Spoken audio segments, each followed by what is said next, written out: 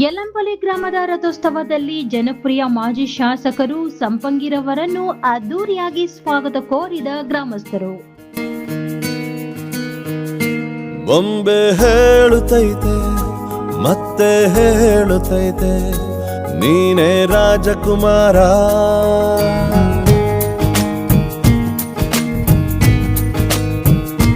ಬೊಂಬೆ ಹೇಳುತ್ತೈತೆ ಮತ್ತೆ ಹೇಳುತ್ತೈತೆ ನೀನೇ ರಾಜಕುಮಾರ.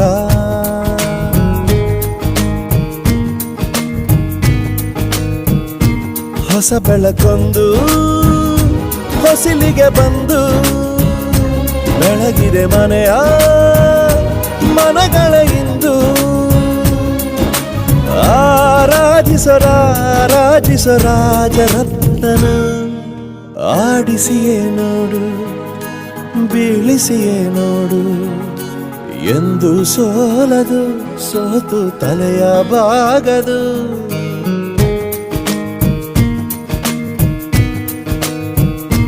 ಬೊಂಬೆ ಹೇಳುತ್ತೈತೆ ಮತ್ತೆ ಹೇಳುತ್ತೈತೆ ನೀನೇ ರಾಜಕುಮಾರ.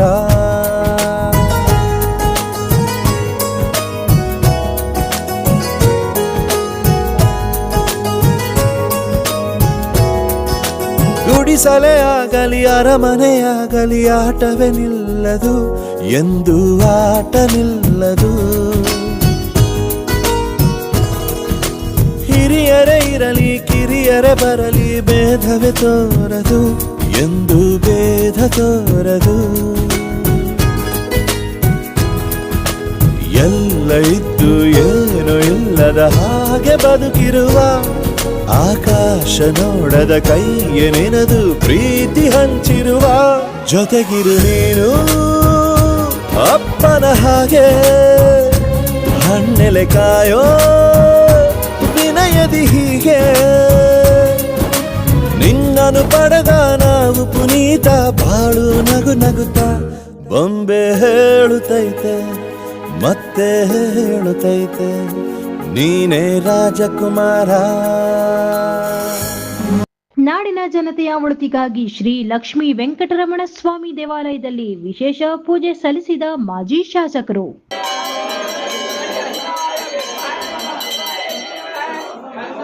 ಬಾಗೇಪಲ್ಲಿ ತಾಲೂಕಿನ ಯಲ್ಲಂಪಲ್ಲಿ ಗ್ರಾಮದಲ್ಲಿ ಶ್ರೀ ಲಕ್ಷ್ಮೀ ವೆಂಕಟರಮಣ ಸ್ವಾಮಿ ಬ್ರಹ್ಮ ರಥೋತ್ಸವ ವಿಜೃಂಭಣೆಯಿಂದ ನಡೆಯಿತು.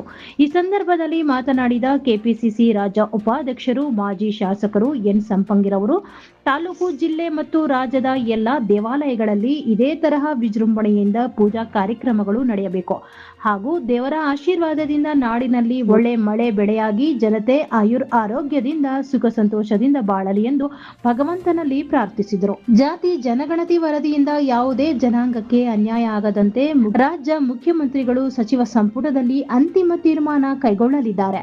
ಜಾತಿ ಜನಗಣತಿ ಮತ್ತು ಒಳ ಮೀಸಲಾತಿಯಿಂದ ಯಾರಿಗೂ ಮೋಸ ಆಗುವುದಿಲ್ಲ. ಜಾತಿ ಜನಗಣತಿ ವರದಿಯಲ್ಲಿ ಕೇವಲ ಸಚಿವರು ಶಾಸಕರು ಸೇರಿ ಸಚಿವ ಸಂಪುಟದ ಸಭೆಯಲ್ಲಿ ತಮ್ಮ ತಮ್ಮ ವೈಯಕ್ತಿಕ ಅಭಿಪ್ರಾಯಗಳನ್ನು ಎಲ್ಲಾ ಅಂಶಗಳನ್ನು ಪರಿಗಣಿಸಿ ಎಲ್ಲಾ ಜನಾಂಗಕ್ಕೂ ಅನ್ಯಾಯ ಆಗದಂತೆ ಮುಖ್ಯಮಂತ್ರಿಗಳು ತೀರ್ಮಾನ ತೆಗೆದುಕೊಳ್ಳುತ್ತಾರೆ ಎಂಬ ವಿಶ್ವಾಸವು ನನಗೆ ಇದೆ ಎಂದರು. ಎನ್ ಸಂಪಂಗಿರವರ ಅಭಿಮಾನಿ ಬಳಗದವರು ತಮ್ಮ ಜನಪ್ರಿಯ ಮಾಜಿ ಶಾಸಕರನ್ನು ಶಾಲು ಹೊದಿಸಿ ಹೂವಿನ ಹಾರ ಹಾಕಿ ಗೌರವಿಸಿದರು. ಈ ಸಂದರ್ಭದಲ್ಲಿ ಗ್ರಾಮ ಪಂಚಾಯಿತಿ ಅಧ್ಯಕ್ಷೆ ಸರಸ್ವತಮ್ಮ ಅಶ್ವಥಪ್ಪ, ಸದಸ್ಯರಾದ ಶಶಿಕಲಾ ನಾರಾಯಣಸ್ವಾಮಿ, ಬಿ ಆದಿನಾರಾಯಣಪ್ಪ, ಭಾಗ್ಯಲಕ್ಷ್ಮಿ ಕೃಷ್ಣಪ್ಪ, ವೆಂಕಟೇಶ್ ರೆಡ್ಡಿ, ಲಕ್ಷ್ಮೀ ಶಿವಪ್ಪ, ಗಂಗುಲಮ್ಮ, ಆಂಜನಪ್ಪ, ಮುಖಂಡರಾದ ಗಂಗಿರೆಡ್ಡಿ, ನಾರಾಯಣಸ್ವಾಮಿ ಇನ್ನು ಮುಂತಾದ ಎನ್ ಸಂಪಂಗಿ ಅಭಿಮಾನಿ ಬಳಗ ಮತ್ತು ಗ್ರಾಮದ ಹಿರಿಯರು ಯುವಕರು ಹಾಜರಿದ್ದರು. ಈ ಒಂದು ಬಾಗೇಪಲ್ಲಿ ಆಗಿರ್ಬೋದು, ಚಿಕ್ಕಬಳ್ಳಾಪುರ ಆಗಿರ್ಬೋದು ಅಥವಾ ರಾಜ್ಯದಲ್ಲಿ ಎಲ್ಲ ದೇವಸ್ಥಾನಗಳಲ್ಲಿ ಇದೇ ಥರ ವಿಜೃಂಭಣೆಯಾಗಿ ಕಾರ್ಯಕ್ರಮಗಳು ಆಗ್ತಾ ಇರಬೇಕು. ಅದರಲ್ಲೂ ಈ ಯಲ್ಲಂಪಲ್ಲಿಯಲ್ಲಿ ವಿಶೇಷವಾಗಿ ಈ ಜನ ಭಾಳ ಒಳ್ಳೆಯ ಜನ. ಆ ಜನ ಒಳ್ಳೆಯವರಾಗಿರೋದ್ರಿಂದಲೇ ಇಂಥ ಒಳ್ಳೆಯ ಕಾರ್ಯಕ್ರಮಗಳು ನಡ್ಕೊಂಡು ಹೋಗ್ತಾ ಇದೆ. ರಥೋತ್ಸವವನ್ನು ಕೂಡ ಚೆಂದಾಗಿ ನಡೆಸ್ತಾ ಇದ್ದಾರೆ. ಇಂಥ ಒಂದು ರಥೋತ್ಸವದ ದೇವರ ಆಶೀರ್ವಾದಕ್ಕೋಸ್ಕರ ನಾನು ಕೂಡ ಬಂದಿದ್ದೇನೆ. ಈ ಒಂದು ಭಾಗದಲ್ಲಿ ಎಲ್ರಿಗೂ ಕೂಡ ಒಳ್ಳೆಯದಾಗಬೇಕು. ಮಳೆ ಬೆಳೆ ಎಲ್ಲ ಯಾವುದೇ ಕಷ್ಟಗಳು ಕೂಡ ಇದ್ರೂ ಕೂಡ ದೂರವಾಗಿ ನಮ್ಮ ಜನ ಯಾವತ್ತೂ ಕೂಡ ಸುಖ ಸಂತೋಷದಿಂದ ಇರಬೇಕು ಅನ್ನೋಂಥ ಕಾರಣದಿಂದ ನಾನು ಈ ಒಂದು ಕಾರ್ಯಕ್ರಮಕ್ಕೆ ಭಾಗವಹಿಸಿದ್ದೇನೆ. ಮೊದಲೆಲ್ಲರೂ ಕೂಡ ನಾನು ಈ ಒಳಪಂಗಡ ವಿಚಾರಗಳಲ್ಲಿ ಏನು ಮೀಸಲಾತಿಗಳ ಪಂಗಡ ವಿಚಾರದಲ್ಲಿ ಏನು ಚರ್ಚೆಗಳು ನಡೀತಾ ಇದೆ ಅದು ಕೂಡ ಮುಖ್ಯಮಂತ್ರಿಯವರ ಗಮನಕ್ಕೆ ಹೋಗಿದೆ. ಮತ್ತು ಎಲ್ಲರಿಗೂ ಕೂಡ ಅನ್ಯಾಯ ಆಗಬಾರ್ದು. ಎಲ್ಲ ಜಾತಿಗಳಲ್ಲೂ ಕೂಡ ಎಲ್ಲರ ಬಡವರಿದ್ದಾರೆ, ಅವರೆಲ್ಲರಿಗೂ ಕೂಡ ಅನುಕೂಲ ಆಗೋ ರೀತಿಯಲ್ಲಿ ಒಳ್ಳೆಯದಾಗಬೇಕು. ಅದನ್ನು ಕೂಡ ಈಗ ಮುಖ್ಯಮಂತ್ರಿಯವರು ಏನು ಕ್ಯಾಬಿನೆಟಲ್ಲಿ ಮೀಟಿಂಗ್ ಮಾಡಿದ್ದಾರೆ, ಅದು ವಿಚಾರದಲ್ಲಿ ಎಲ್ರಿಗೂ ಕೂಡ ಒಳ್ಳೆಯದಾಗಬೇಕು, ಯಾರಿಗೂ ಕೂಡ ಅನ್ಯಾಯ ಆಗಬಾರ್ದು. ಈಗ ರಾಜ್ಯ ಮುಖ್ಯಮಂತ್ರಿಗಳ ತೀರ್ಮಾನವನ್ನು ನೀವು ಆಕ್ಷೇಪ ವ್ಯಕ್ತಪಡಿಸ್ತೀರಾ ಅಥವಾ ಸ್ವೀಕಾರ ಮಾಡ್ತೀರಾ ಸರ್? ಅಂದರೆ ಇದು ಈಗ ಒಳ ಮೀಸಲಾ ಅಂದರೆ ಒಳ ಪಂಗಡಗಳ ಜಾತಿ ಆಧಾರಗಳು ಇವಾಗ ಬಂದಿದೆ, ಅದನ್ನು ಈಗ ಚರ್ಚೆ ಮಾಡ್ತಾ ಇದ್ದಾರೆ. ಅದಾದ ಮೇಲೆ ನೋಡೋಣ ಏನಾಗ್ತದೆ. ಸರ್, ಜಾತಿ ಜನಗಣತಿ ವರದಿಯಲ್ಲೇ ಲೋಪ ಇದೆ, ಅದರಿಂದ ಜಾತಿ ಜನಗಣತಿ ಮಾಡಿಸ್ಬೇಕು ಅಂತ ಕೆಲವು ಸಚಿವರು ಬೇಡಿಕೆ ಇಟ್ಟಿದ್ದಾರೆ ನಿನ್ನೆ ಸಚಿವ ಸಂಪುಟದಲ್ಲಿ. ಇದ್ರ ಬಗ್ಗೆ ಸರ್? ಅಲ್ಲ, ಅದನ್ನೇ ಈಗ ಚರ್ಚೆ ಆಗ್ತಾ ಇದೆ. ಅದಾದ ಮೇಲೆ ಮುಖ್ಯಮಂತ್ರಿಗಳು ಮತ್ತು ನಮ್ಮ ಉಪಮುಖ್ಯಮಂತ್ರಿಗಳು ತೀರ್ಮಾನ ತೆಗೆದುಕೊಳ್ತಾರೆ ಇದು ಯಾವ ಥರ ಮಾಡೋದು ಅಂತ. ಅದಕ್ಕೂ ನಾವೆಲ್ಲರೂ ಕೂಡ ಕಾಯಬೇಕಾಗ್ತದೆ. ಸರ್, ಬಿಜೆಪಿಯವರು ಪ್ರತಿಭಟನೆ ಮಾಡ್ತಾ ಇದ್ದಾರೆ.